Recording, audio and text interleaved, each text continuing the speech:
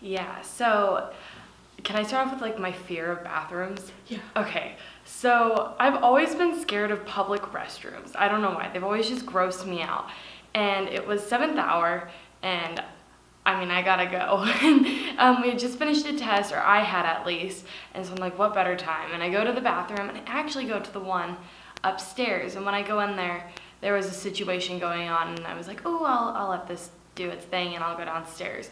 So, being kind, I exited and went downstairs, and as I walked into the restroom, I looked in the mirror and I'm like, holy cow, my hair looks awful. And so I decided to like stop and put my hair up in a ponytail really fast. And as I finish up doing that, I hear this like little smack, and I turn around and there is a snake that had just fallen from the ceiling onto the floor. And so naturally I screamed, and I didn't really know what else to do at that time other than scream. So I went outside, and there was a group of boys out there, and I was like, oh my gosh, there's a snake just fell from the ceiling. And while I was in the restroom, I actually took a picture of it because I was worried nobody would believe me. And I walked all the way back to my class, like tears in my eyes, just freaking out.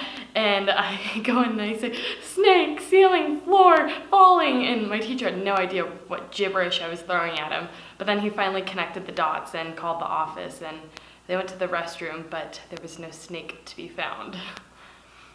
So they never found the snake? I don't know if they did. I just know that in the moment they had not found the snake. Well, it was nighttime. It was after midnight, and we were in Gettysburg, Pennsylvania, site of the famous Civil War battlefield. And we were in a building that we know from history had been occupied by both armies during the first day of fighting. And we were up in the attic, and nothing was happening. We were literally on a ghost hunt. So we had some tools. We had an EMF detector and things like that. Nothing was happening, so I kind of started yelling at the Confederate troops that we knew had been firing from the attic, telling them that I thought they were cowards, and did they know that they lost the battle and lost the war. And all of a sudden, the device that my wife was holding, which detected EMF, which is electromagnetic fields, and also ambient temperature. And all of a sudden, the electromagnetic field shot through the roof, and there shouldn't have been any electricity because the building had no electricity. And it was July, so the attic was very hot even after midnight, and it went from about 98 degrees down to 60. All of this happened at the same time. EMF went up, temperature went down, and then the device went dead. A couple of things to explain for that happening. One, the batteries could have gone bad and caused it to freak out. Or two, we could have tapped into something paranormal. We don't know.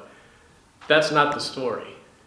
A little bit later on, we were downstairs outside, and apparently people thought they heard something.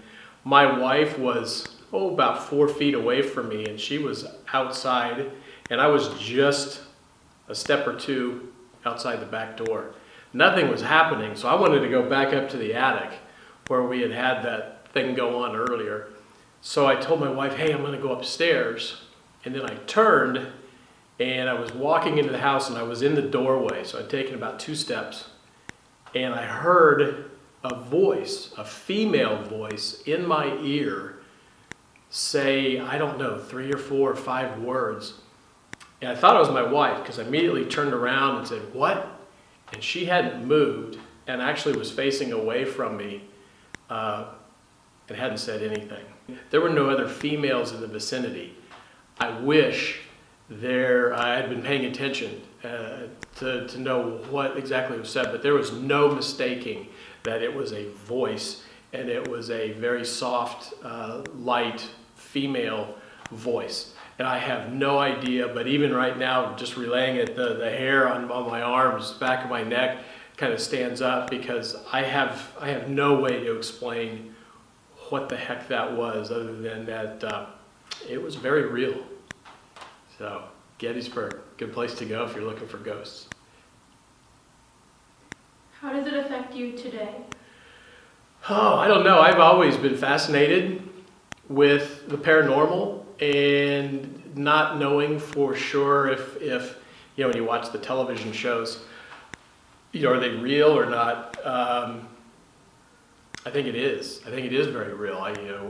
Who knows what happens to us on the other side of life? But we all are made up of energy. Who's to say that when we cross over, that energy, transfers to another thing? And why couldn't we communicate? There's just too many stories from lots of people who claim to have seen ghosts or communicated or seen things from the other side of life. So I think it just made my belief in that just a little bit more, because hey, it happened to me.